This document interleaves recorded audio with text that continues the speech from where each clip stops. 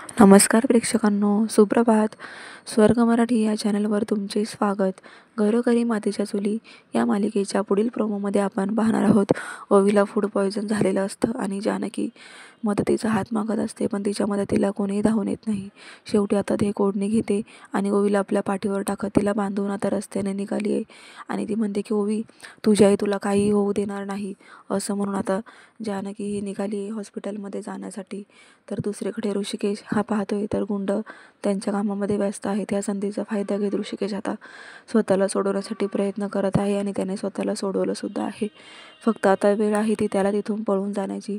प्रेक्षकांना ऋषिकेश हा सुखरूप आता तिथून पळून जाणार आहे. तर इकडे आता जानकी ही ओवीला घेऊन हॉस्पिटलमध्ये पोहोचलेली असते आणि ती डॉक्टरांना कळकळीची विनंती करून म्हणते की डॉक्टर, प्लीज माझ्या मुलीला फूड पॉयझन झालेलं आहे, मला मदतीची खूप गरज आहे, तेव्हा माझ्या मुलीला ट्रीटमेंट द्या. डॉक्टर आता ओवीला चेक करण्याअगोदर लगेच जानकीला म्हणतात की चेक करण्याअगोदर आम्हाला पैसे हवे आहेत, पैसे भरा आणि मगच आम्ही पेशंटला हात लावू. तेव्हा आता जानकीकडे पैसे नाही आहेत आणि ओवीचा जीव वाचवणं खूप महत्त्वाचं आहे.